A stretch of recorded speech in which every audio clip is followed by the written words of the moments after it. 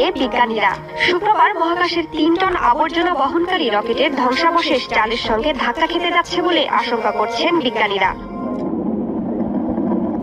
বলছেন ২০১৪ সালে লুনার মিশনের অংশ হিসেবে চীন একটি রকেট মহাকাশে পাঠায়। এটি সেই রকেটের ধ্বংসাবশেষ। তবে মহাকাশযানটি তাদের নয় বলে দাবি করেছে বেইজিং। এর আগে এটি ফ্যালকন 9 স্পেস বলে ধারণা করেছিল বিজ্ঞানীরা। পরে এটি চীনের মহাকাশযান বলে জানান মার্কিন মহাকাশ বিজ্ঞানী বিল গ্রে। মহাকাশ পর্যবেক্ষকরা রকেটের অবস্থান পর্যবেক্ষণ করছেন। শুক্রবার ৯,৩০০ কিলোমিটার বেগে চাঁদের দূরবর্তী অংশে রকেটের ধ্বংসাবশেষটি ভেঙে পড়তে পারে বলে আশঙ্কা করছেন তারা। আর এরকম হলে চাঁদ জুড়ে 10 থেকে 20 মিটার গর্ত তৈরি হতে পারে। এখনই অসংখ্য গর্ত নিয়ে চাঁদ প্রদক্ষিণ করছে বলে জানান বিজ্ঞানীরা। স্পেস জাঙ্কটি চাঁদের দিকে অগ্রসর হচ্ছে। আমরা যদি আগামী দিনগুলোতে প্রয়োজনীয় পদক্ষেপ না নেই তাহলে ভবিষ্যতে